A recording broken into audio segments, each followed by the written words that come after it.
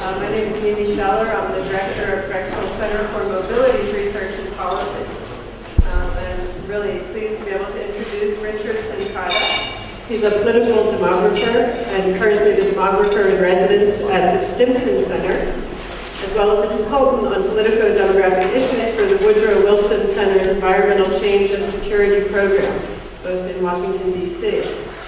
He has also served as political demographer in the National Intelligence Council's Long-Range Analysis Unit, and he continues to consult for them. He's done extensive research, and I'm sure many of you are familiar with it, on demographic transitions around the world. He contributed to the National Intelligence Council's recent Global Futuring exercise called Global Trends 2025. He's worked abroad in East Africa, East Asia, South Asia, North Africa, and many other countries, so he brings a wealth of experience to his perspective. And with that, you want to give it to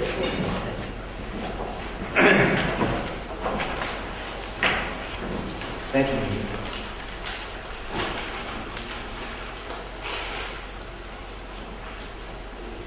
It's always daunting to speak to a business audience because I know when I sit down in a train or a plane and I speak with someone and they don't know much about demography, they're probably an economist or a political scientist, which are the usual audiences I speak to. But if I get someone who says, oh yeah, population age structures, I know this, blah, blah, blah, I'm probably talking to a marketing major.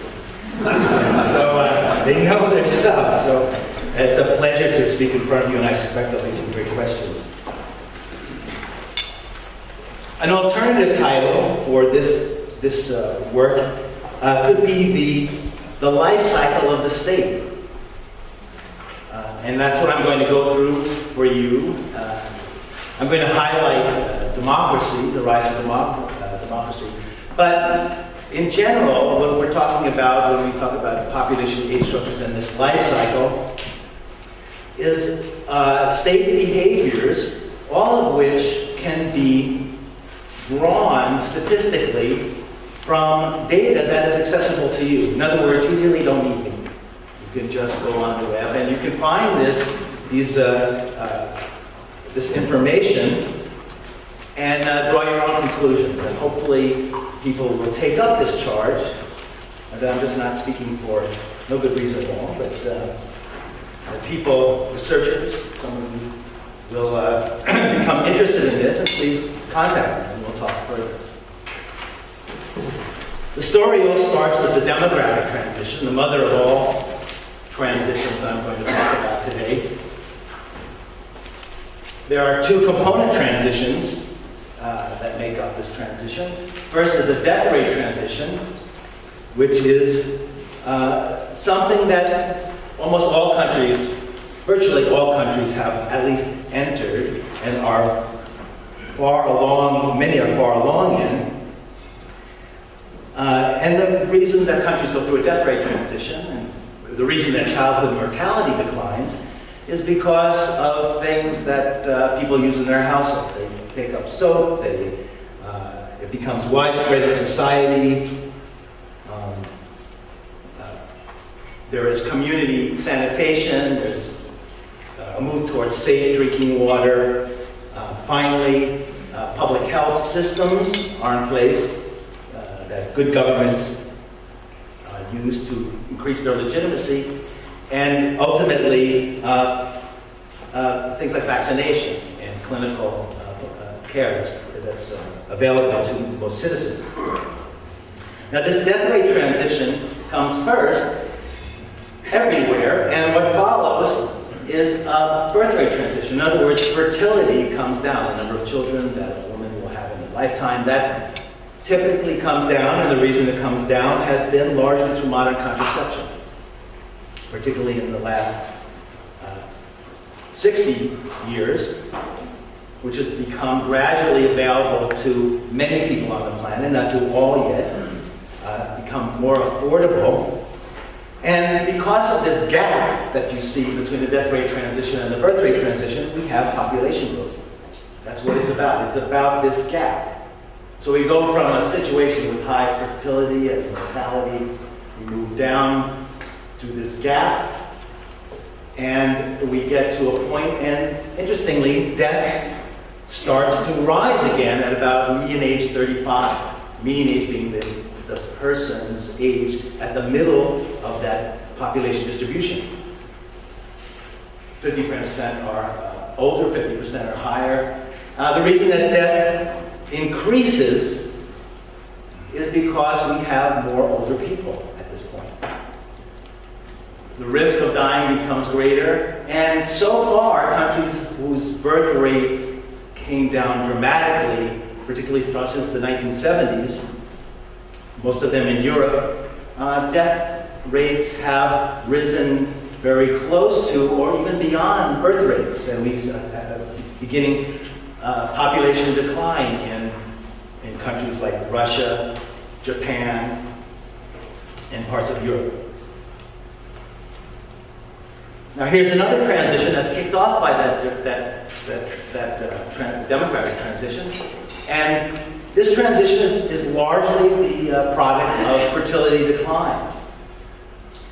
People call it aging. I like to call it the age structural transition, because what you see here, these pictures, are actually the structure of the population shown graphically. People used to call them population pyramids, but they're not pyramids anymore, many of them. They look quite irregular.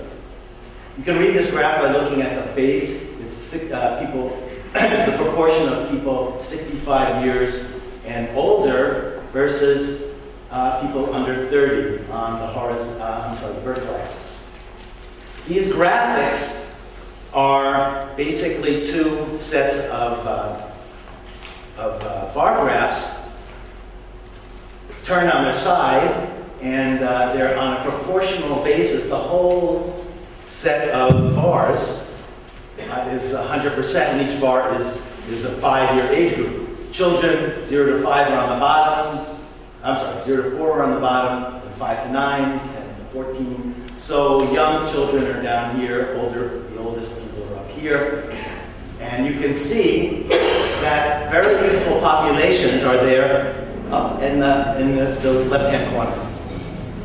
And who are they? Well, Afghanistan, Nigeria, many countries in sub-Saharan Africa, at least the central belt of sub-Saharan Africa, and many places where the U.S. has spent blood and treasure. Yemen, Palestinian Authority, Iraq. So what we have up in this corner is a great deal of political instability, and as fertility declines, these countries, all 200 of them in the world, move slowly down in this direction toward where you see the oldest countries in the world. Japan, actually this cluster of Japan, Italy, and Germany. You can see the regularity of that age structure, more people at the top than that's in the youthful part of the age structure at the bottom. And you can see the gradual changes in geometry that these countries go through. So when we're talking about development very often, we're talking about changes that statistical. It doesn't mean that Germany doing quite well moving into this period, but it has to work exceedingly hard to do that. Countries in this period, like say Turkey, Tunisia, parts of the Vietnam will be moving into that era. The Asian tigers are just at the end of it. Those countries have had a good break. They have had they're riding a bit of a wave. They still have to, it's still a collection of opportunities they have to take care of, but take advantage of, but it's good for them. So what's happened over this last 40 years is really a change in these types of age structures. From very youthful, a declining group of them that were in conflict, and we see civil conflict decreasing. Intermediate structures, which are a structure that is very transitional. They countries move quickly through this period. If they can stay there longer, they do better. But countries like China are moving very rapidly through this period. And then the buildup of mature structures. What you don't see yet is a very small group of post-mature countries that are just beginning.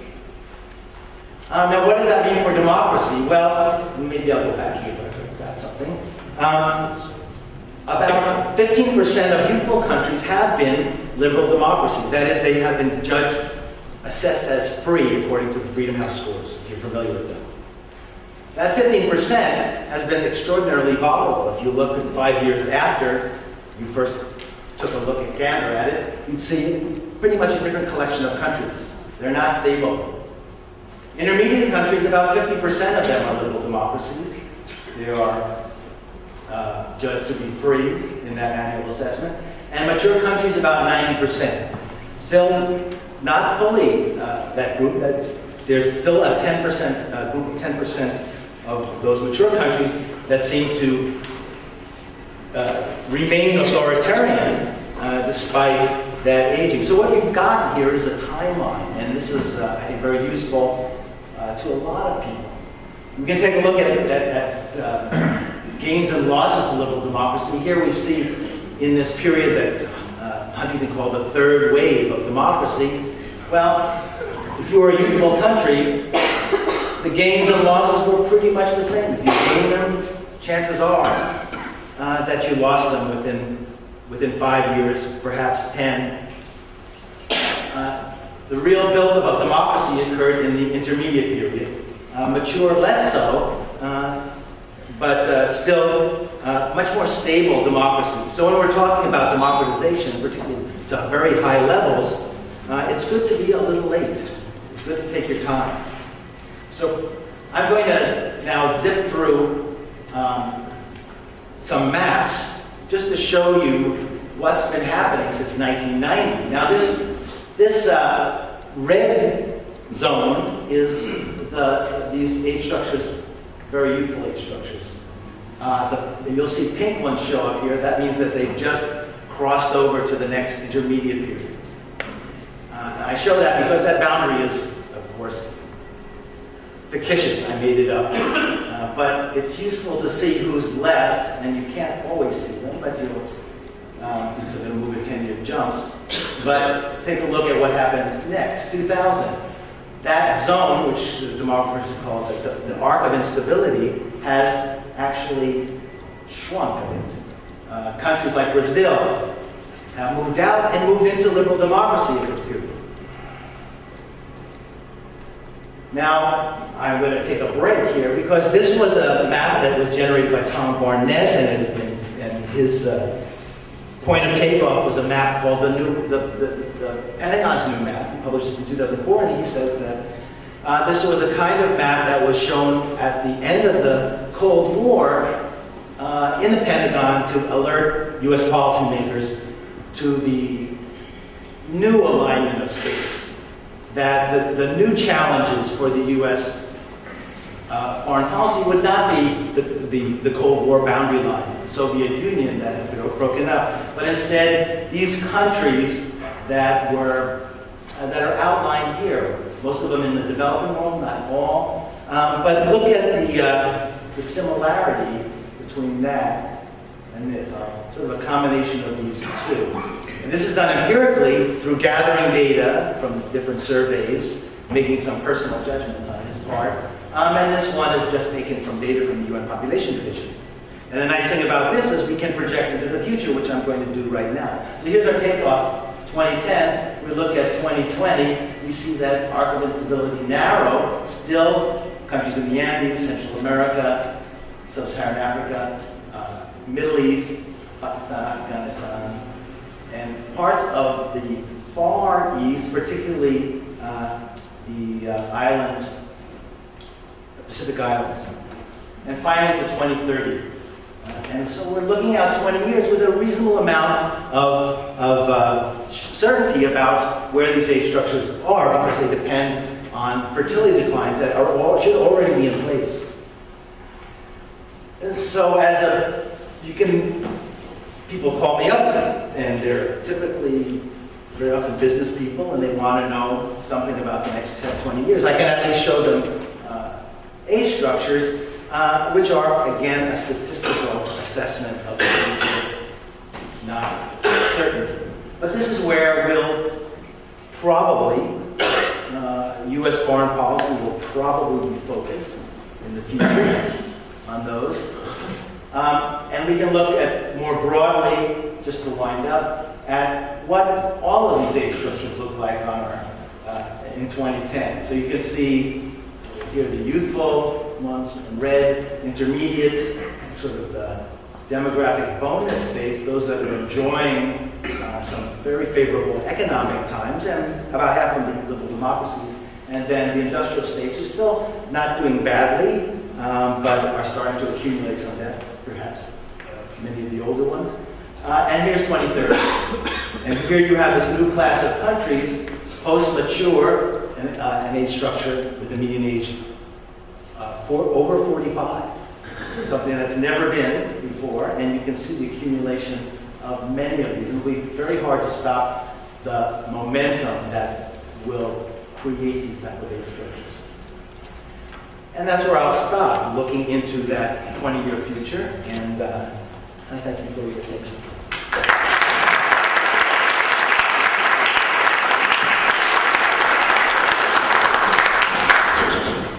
Thank you. And we're now going to extend our schedule by 10 minutes or so, push things forward so we have time for some questions and discussion. So would anyone like to start off with a question? Yeah, back here.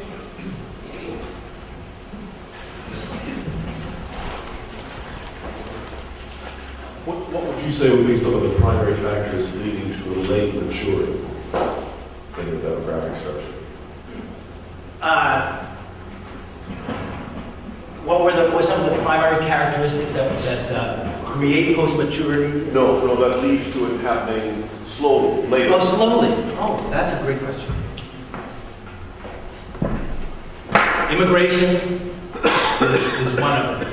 Particularly immigration where the immigrants would leave. And that's not seen very often. And the only place that right now immigrants come into work and leave en masse are the Gulf states. Now they're very youthful states at the core. Their resident population are youthful, so they haven't gotten into that condition.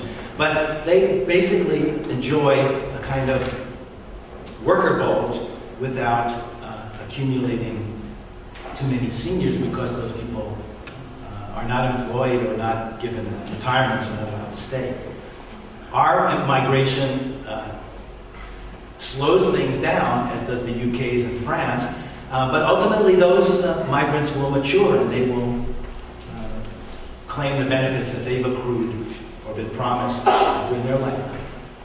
Russia, interestingly, is also moving slowly. And the reason is premature death of older adults, particularly males, ages 50 and over. So they're in the recent, say, maybe last 30 years, I think,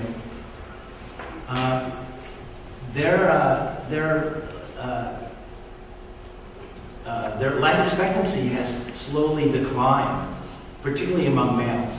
The reasons being largely addiction to cigarette smoking and alcohol and those things that come with it, which are heart disease and accidents, liver ailments. So their public health situation has declined.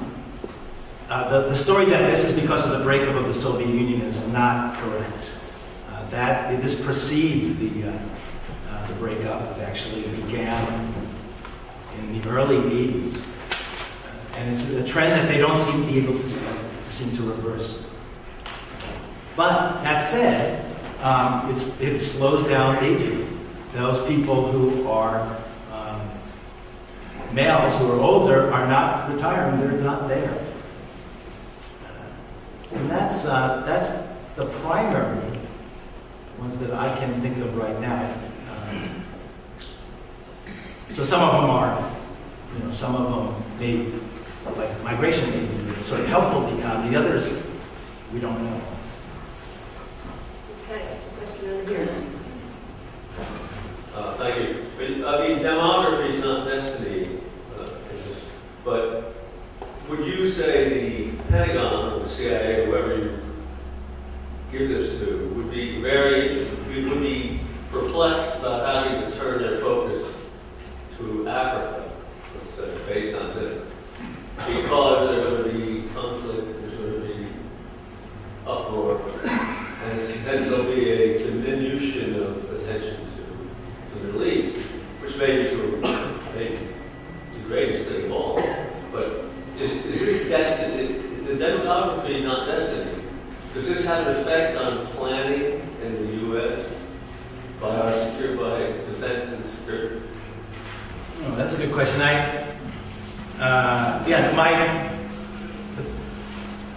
My audience is in the National Intelligence Council, and they're largely the synthesizers of this kind of information, including covert information. They put these together in different forms, and then they disseminate them. I have given presentations in the Pentagon as well. They're pretty much they're already onto the idea that Africa is going to be a challenge. And this, I think, strengthens that resolve. But they've created AFRICOM, an Africa Command Center, which now is based in Europe, but it has had different ideas about trying to locate on the continent. I don't think there's all kinds of things floating around. But there is a group, there is a command now for Africa. It's not part of the European command. So they are taking it seriously. But many natural resources are going to be found there. Even oil and gas. Right. China's already moving very rapidly. Do you have any opinion about what this means for peace with China, or isn't that your field? I mean, do you worry about this? Do I worry about it?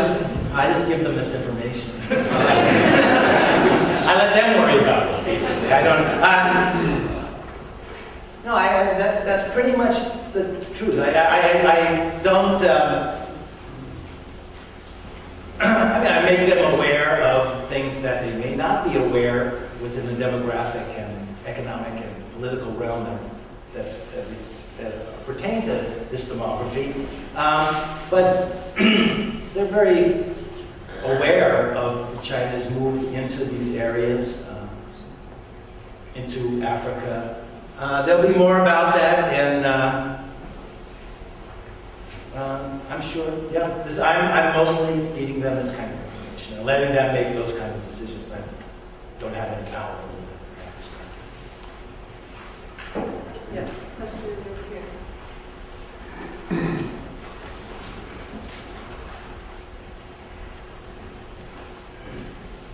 This morning we heard about the impact of urbanization.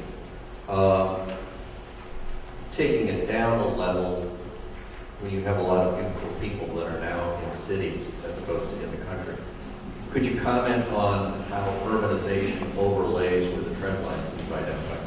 Sure.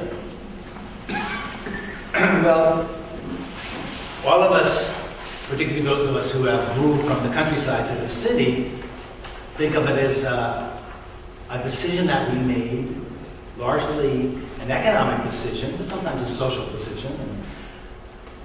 But demographers, when you take a step back and look at the data, what you see is that cities grow where population grows. So the rates of urban growth and the rates of population growth at the country level are highly correlated. So you will see growth in among those age structures, urban growth, among population growth, among those age structures that are the youngest. And right now, what do you see? You see Africa, sub-Saharan Africa, has the highest growth of urban growth in the world.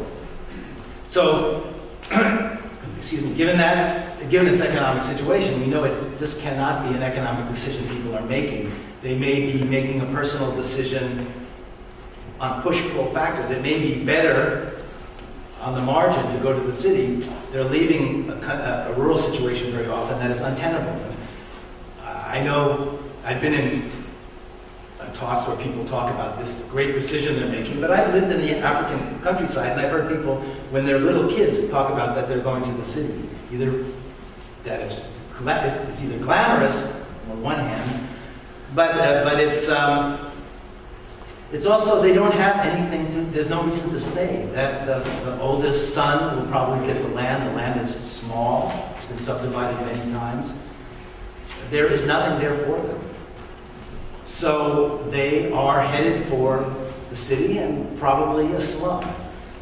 And we see the growth of these huge urban peripheries, particularly in some of the poorest, fastest growing countries. So that's what we're going to see. UN does do projections on urban growth, and from now until the foreseeable future, every individual that is added onto the human population will be an urbanite. That doesn't mean that no one's being born in the rural areas. It means that that number of people are going to go to the city. That's where the growth will be. We are going to be, we already are, majority urban world, even though urban is different things in different places, in different countries, but it's just going to get more so. I have time for maybe one more question. Yeah. Thank you very much for the great talk. I have one question, which is actually two. So when you talk about China, like it develops, like it jumps from useful to intermediate, what do you think is the primary factor, like reason for it? And the other is, as we know, China is now, I mean, they don't want to change the one-child policy very soon. So do you think it's going to develop into post-mature very soon, like quicker than other countries do? Thank you. Good question. I'll start from the end. Will it get to post-mature quicker? That's what the projections say. That's what the UN suggests, but not in the 20-year period that I've talked about. By 2030, as you see, still as a mature country, its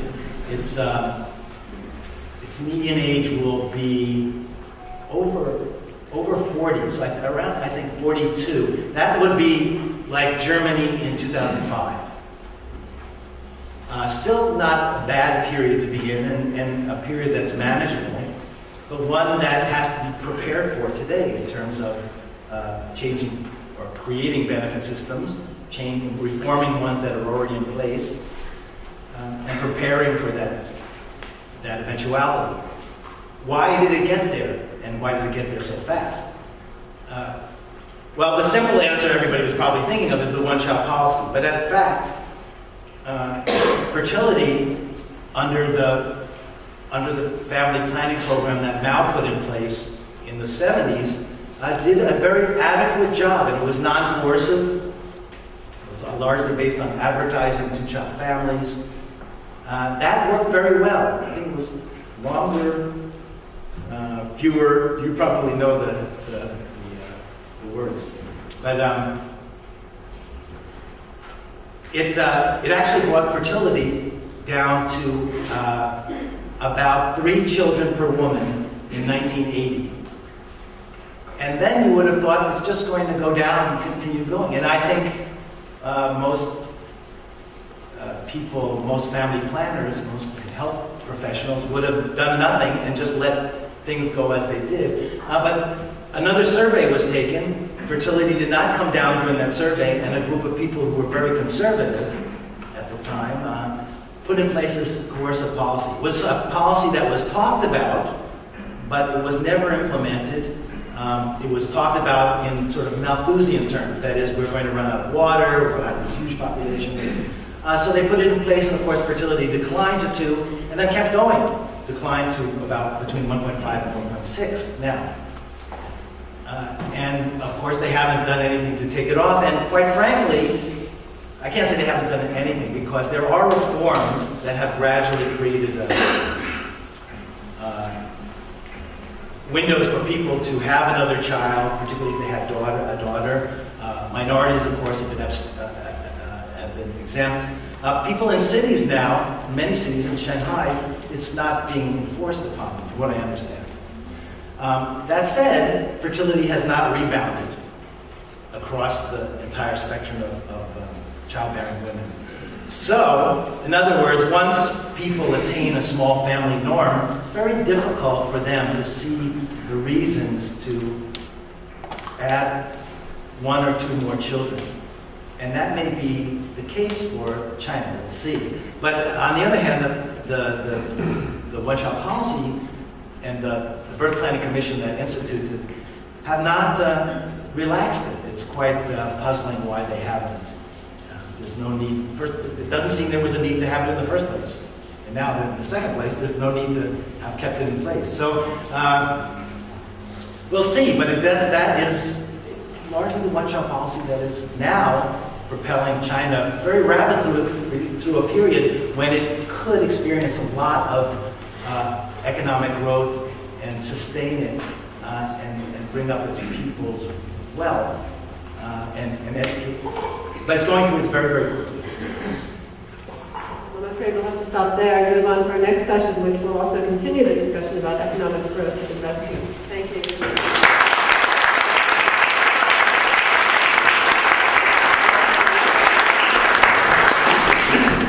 Thank you.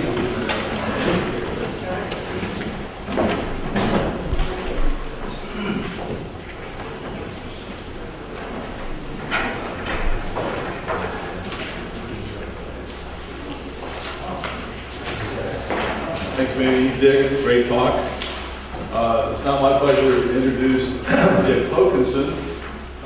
He's had a very distinguished career at a string of blue chip economic financial companies, Data Resources Inc., Merrill Lynch, Donaldson, Lufkin, Genrec, and then Credit Suisse First Boston. In 2002, he started his own firm, so for 10 years he's been an entrepreneur. We love entrepreneurs, but I guess you sacrificed your entrepreneurial position now. And he's become managing director at ISI, Institute for Strategy and Investment, one of the most distinguished such research groups in the U.S. It's in New York. So let me, with no further ado, bring up a real cheerleader for the U.S. economy, Dick Hokanson.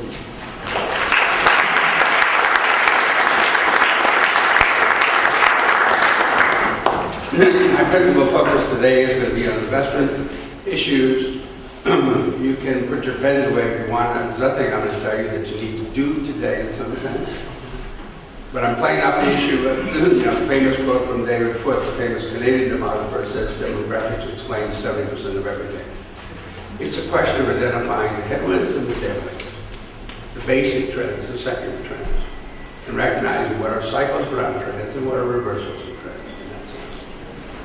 And the point I would stress at the outset, what you hopefully come away from my session with, is the recognition and realization that you're making operating decisions, investment decisions in a world that is structurally and fundamentally different from the past. We've not been here before. I know in the financial world, the four most dangerous words can be, this time it's different. But demographically, the world is differential. Because for the first time ever in the history of the planet, we have a situation where generations are not replacing themselves in the population pool, having more brothers and sisters and children. Planet Earth is aging. Not just the aging that we think about in terms of Japan, Europe, the US. Second fastest aging country is China. Of course, Peter made an important point before. I mean, Japan got rich before it got old. I think there's high risk China gets old before it gets rich. But the most important investment-related conclusion is that an aging planet crushes inflation. I'm bullish on the real things, real growth, productivity, and so on. But an aging planet crushes inflation because supply curves are shifting out faster than the demand curves. So all of the nominal things, interest rates, earnings, are under enormous pressure. I'm bullish on the real things. I'm just very bearish or negative on the outlook for inflation. And if you want to think about what's one of the most important things you have to make a decision on in terms of how you do asset allocations and so on, it's what is the outlook for inflation. The vast majority of Americans, or people in the world, believe inflation is going to tick up. Right? QE1, QE2, maybe QE3, the European Central Bank, and so on. Printing tons of money. What's the Bank of Japan? Velocity collapse. I can print, but I can't make you spend. So, this is the master checker. These are just some illustrations in terms of, how many years of declining birth rates, but also declining death rates that take for various countries. Population of the elderly will double. The France 115, US 70, Japan 26. Boom. Birth rates are falling the fastest in the developing world. The basic catalyst of change in terms of declining birth rates globally is educational enfranchisement for women. Betty Friedan was right. As women have educational, economic opportunities, with economic opportunities, birth rates fall. And if you want to think about catalysts of change going forward, consider the following set of facts. In Saudi Arabia today, there are more women enrolled in college than men. The same is true for Iran. Iran already has a birth rate that is below replacement. When Boeing sells the 747 to Saudi Air, it has twice as many restrooms in business class as any other configuration. Because literally, as the plane leaves Riyadh, women grab their cosmetic cases, run to laboratories, strip off the lines. They're in Western dress. They're not coming back. The most popular television show in Saudi Arabia is Oprah, Empowered Black Women. And 2 months ago, we hit a major milestone. Because starting 2 months ago, it is now possible for Saudi women to be employed in a lingerie store. We talk about the Arab Spring, in terms of what's going on in Libya, Tunisia, Egypt, Bahrain, and so on. There's another Arab Spring that's happening in Saudi Arabia, Kuwait, and the Emirates, which is a huge increase in the divorce rate. It's now 20% in Saudi Arabia. It is 37% in Kuwait. That's a massive shift. And that's why the Taliban is such an issue. So when the Taliban goes in, they pull the girls out of school. If you want to keep them barefoot and pregnant, you got to keep them done. Right? That's the fault line, right? That's Afghanistan, it's Pakistan, and it's northern India for different reasons.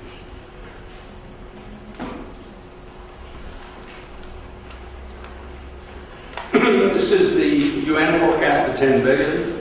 It is done under the very curious and unsubstantiated assumption that birth rates, which are below replacement for 46% of the world's population today, will miraculously increase to replacement levels.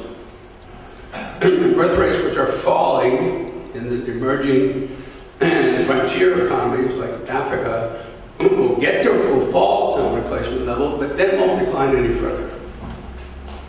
But the key point is, I think fertility falls faster. But the key point I would stress is, no matter what forecast you use, the growth rate of the world's population is slowing.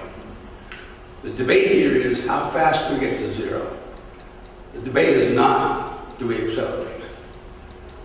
Global birth rate peaked in 1971 at 5 children per woman each. It's below 2.5 now.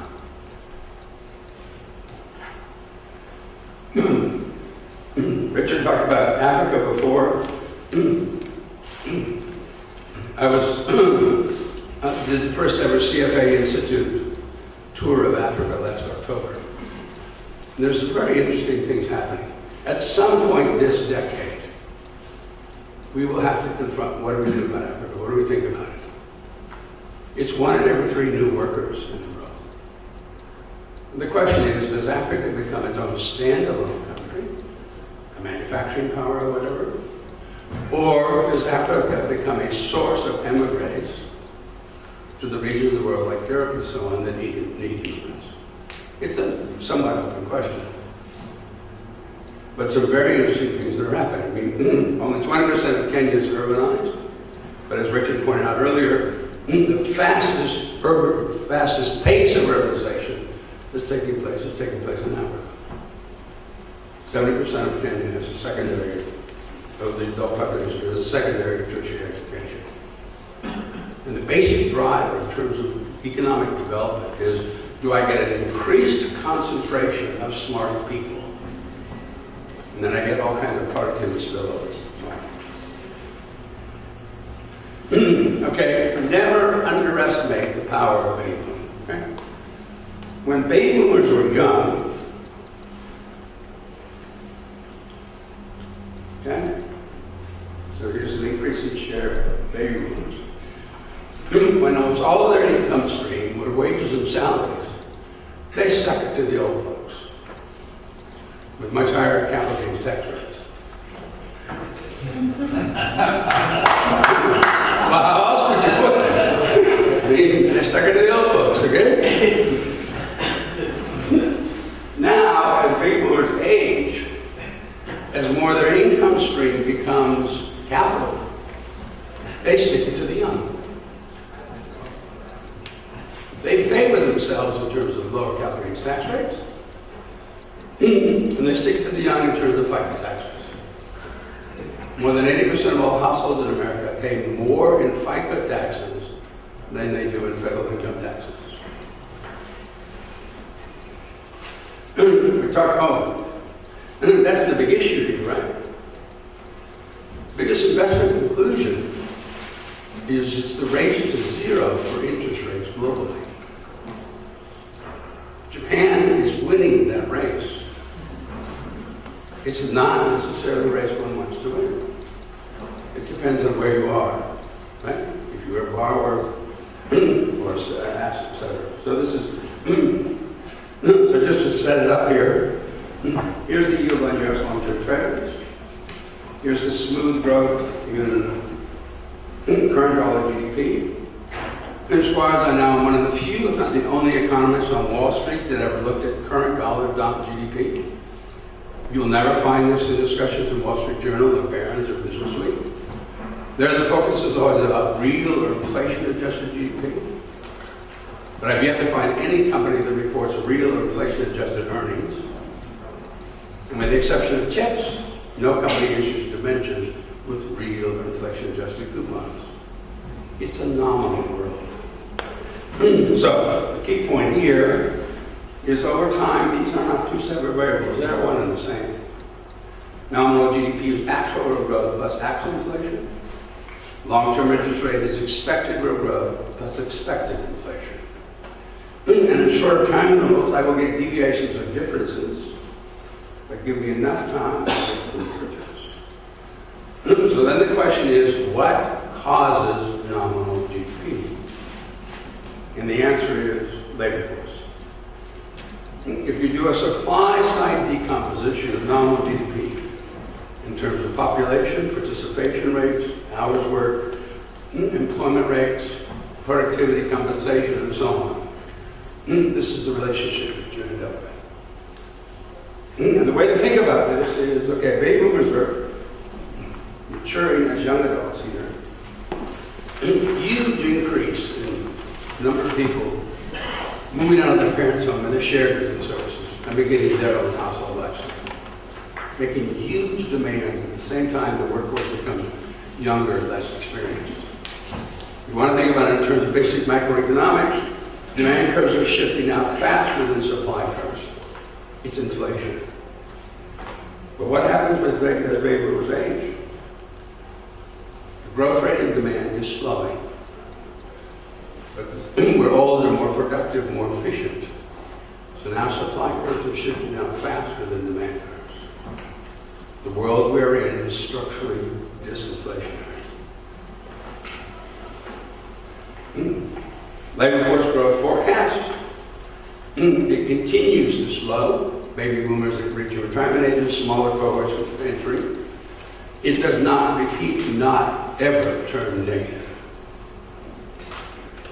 The U.S. is one of the few countries in the world that can say in the year 2050 it has a growing population and a growing workforce. Certainly no other developed country can say that. But you continue to pull interest rates in a downward direction. Okay? And yes, there are cycles. We get faster economic growth this year or next. Bond market vigilantes will certainly be out in force. Bond yields will go up. But you should view that as another great buying opportunity. Key point I want to stress here, this chart makes me persona non grata with every pension plan in the world. They are hoping, praying that QE1 and QE2 and LTROs and so on will work. And I'll get 6 and 7% treasuries. And I can fund my liability stream and sleep well at night. And it's not going to happen. They're mostly now in a state of denial. They are the deer in the headlights.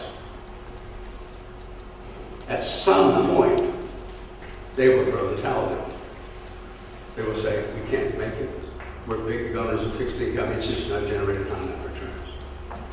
And then you can see massive asset allocation shifts take place. Okay, the basic trend is in the developed world is aging, right?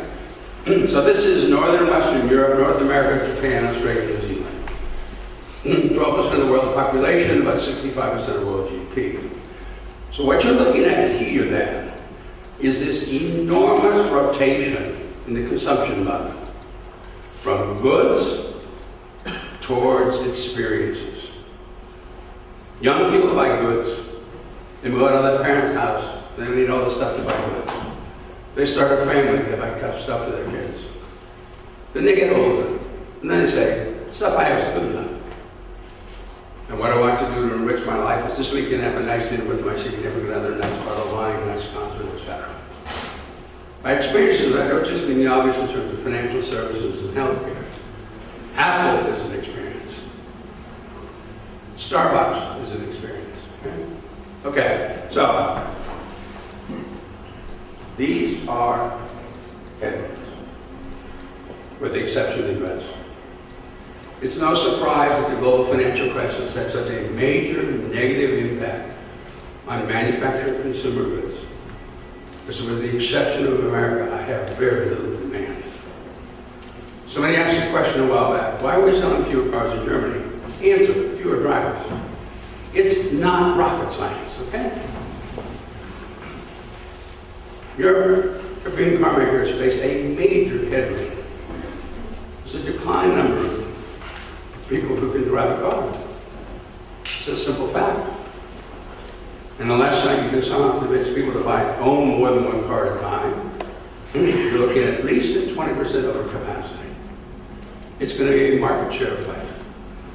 I'm not saying you don't ever invest in a European car manufacturer, but you don't invest because it's a tailwind.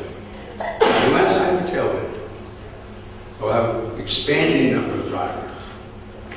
That's a tailwind.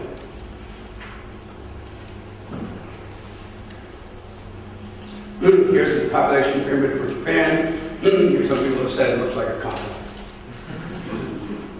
But there's an important lesson to be drawn from Japan. Japan represents the dark side of the aging population, which is you get stuck in chronic inflation and you never get out.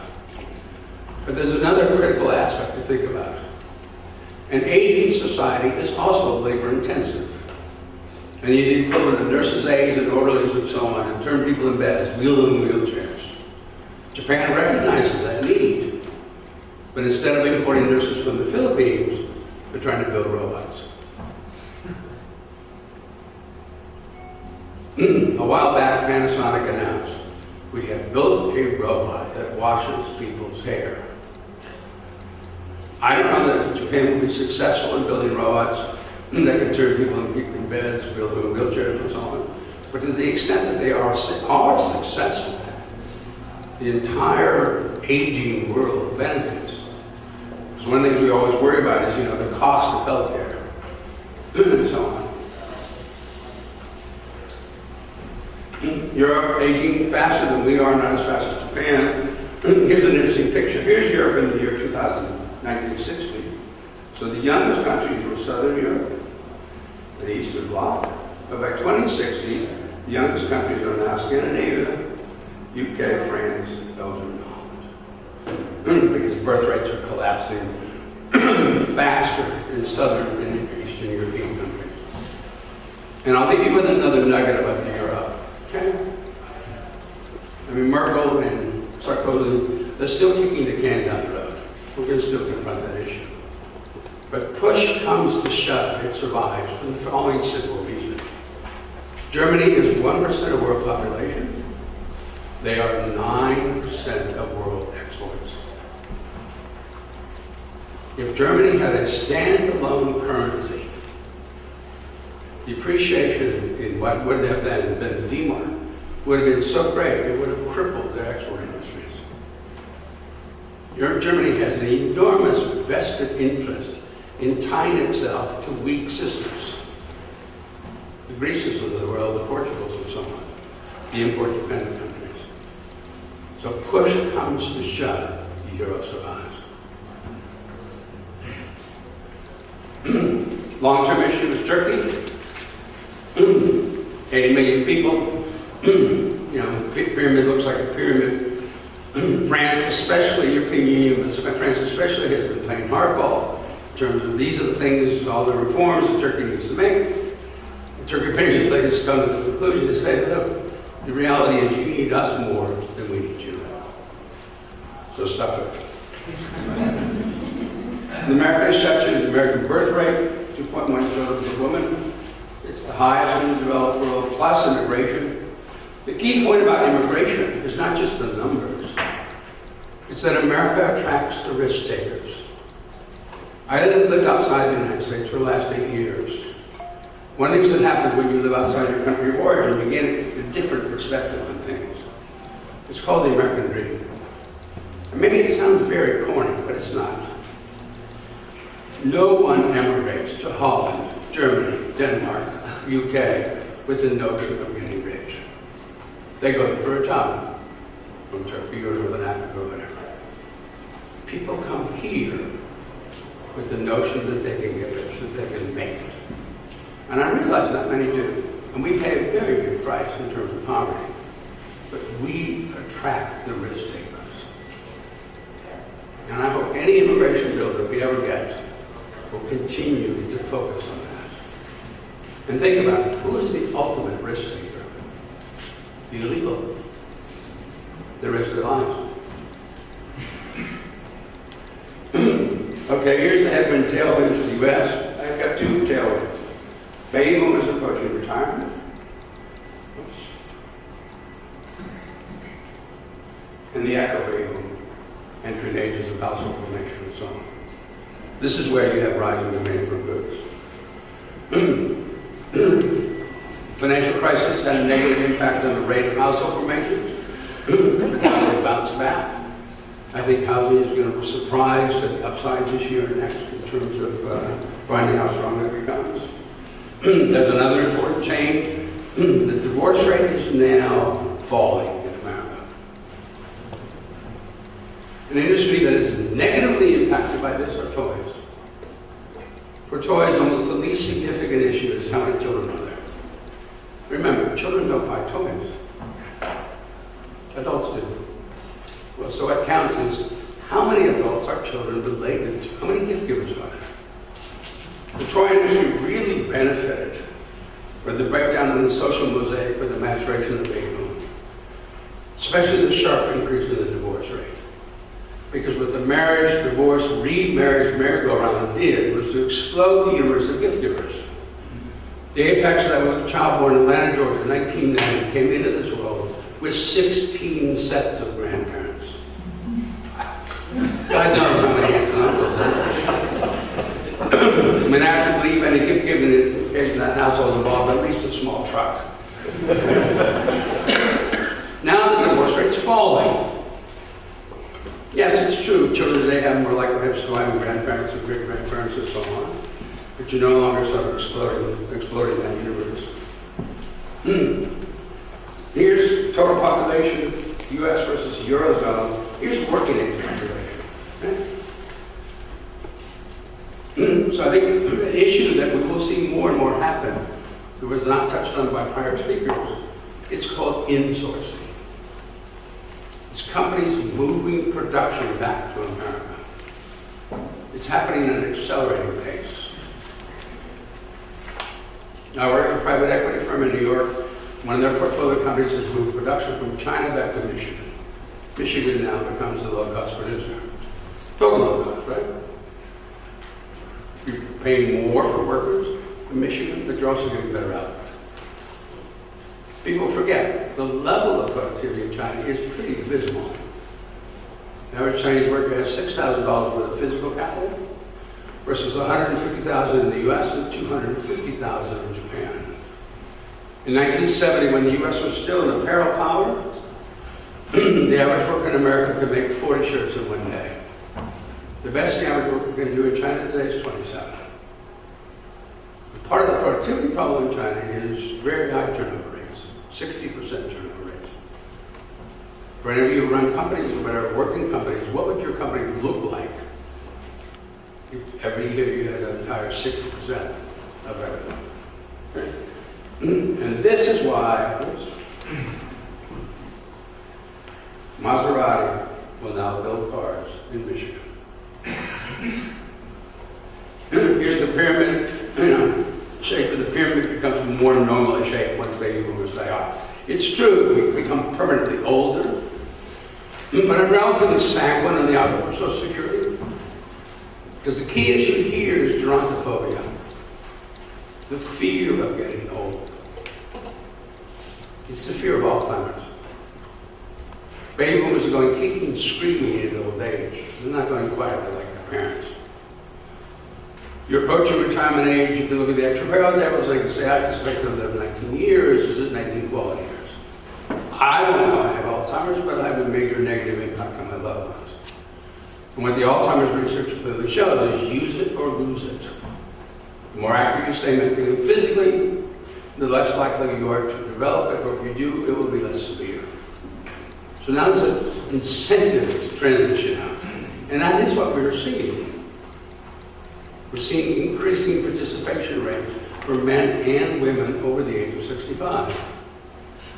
And it's not because they need the money. It's not because their 401ks became 101ks. Only a small minority say, I'm working because I have to, I need money. Almost everybody says, I'm working because I want to remain productive, I want to remain useful, engaged. So I'm relatively sanguine that Social Security, for the financing of retirement costs for baby boomers, it's not going to be as big an issue as people fear. So people work longer, you save a bundle of money. Unfortunately, I can't say the same thing about health care. Just some quick. Okay, if Russia were Catholic, you would call on the priest to give it last rites. Until very recently, you had 750,000 more Russians dying every year than being born. Russian men are twice as likely to die as their father's generation, women 60% higher. Number of entry levels of workers is collapsing. But this has another interpretation. This is also the pool of recruits for the Army. There's an issue here, and I would appreciate your comments, Richard, later. Will there be enough men available for Russia to be able to field an army to defend itself? Remember, Russia has no natural borders, no mountain ranges, no rivers. We have the oceans, right? We see you coming. It's a thing. It is a huge advantage, okay? China, second fastest aging country. The decline there has nothing, repeat, nothing to do with the one-child policy. Whatever impact one-child policy might have had in 1979, even that's very dubious. It no longer has an impact. You're overwhelmed by the socioeconomics, urbanization and so on. But more especially, you are now overwhelmed by a big decline in the marriage rate and a big increase in the divorce rate. And in Asia, women who are not married do not have children. End of story. That's why Asia has such a high abortion rate.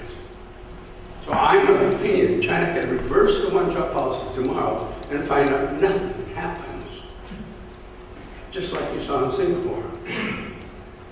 But there's a big difference. I mean, Singapore has the third lowest birth rate in the world. They've given up.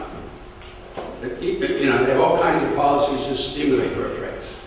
They pay baby bonuses, they subsidize the importation of household help, a tax system that gives bigger deductions to larger families. They sponsor singles cruises and sex education courses for married couples. But Singapore has basically said, well, we'll import our way out. And you can do that. You need 4.5 million people, you can import your way out. I don't think that's a great option for China. They hit the wall by 2015 in terms of the number of people working age. And here's an interesting issue. They're not very old today, but they age super fast. Consider the following. All of the non-petrodollar sovereign wealth funds in the world are Asia-based. Government Singapore Investment Corporation, Temasek, foreign exchange reserves in China, Japan, and so on. What you're looking at are, in my opinion, are countries saving for retirement. What does it mean for a country to retire? What does it mean for China or Japan or whatever to contemplate the day? I will have many retirees not producing. I don't have enough producers, and I have to import from the rest of the world. I better have saved some money in the meantime. China says they have $3 trillion in foreign exchange reserves. It is not enough money. So I have $2,000 for Chinese. The interesting question is going to be when, not if, but when does China announce we have 10 trillion in foreign exchange? And how do we recycle that? Remember, it's always good for a 1-point drop in the bond market that somebody whispers, well, what happens if Japan or China sells their US treasuries? And your response should be, what the hell are they buying? They are willing investors. India, birth rates falling there, but only recently. Number of entry-level workers rising. India, however, finds another way to complicate its life. For every dollar spent on education in India, 85% of that dollar is spent at the university or college level. And so the Indian labor force then is comprised of a very different group versus everybody, almost everybody else. It's a small cadre of very well-educated, very well-trained workers, and a big pool of semi-literate and illiterate workers.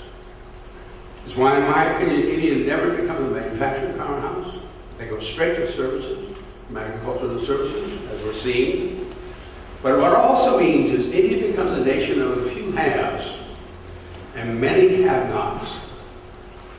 And they're not have-nots because they're suppressed or oppressed. It's because they don't know any different. Brazil's sort of my favorite. The difference between emerging Asia and emerging Americas is the speed of change. Birth rates are falling everywhere. But in most of Asia, they are falling very fast. And countries are aging very fast. In the Americas, they are falling at a slower rate. You age, but you age at a slower pace. Number of entry-level workers remain pretty robust. Okay. This is what I talked about. Okay? Changes that are taking place in marriage and divorce throughout Asia. Right? Not just China. It's also Japan, South Korea, Southern India, and so on. Okay? Everybody talks about the emergence of the Asian consumer and the importance that that will play for companies, either international companies or companies there, whatever. What no one seems to recognize, however, is that many of the new consumers going forward will be different from the past. Historically, marriage and childbearing have been universal. So the basic consumer unit in Asia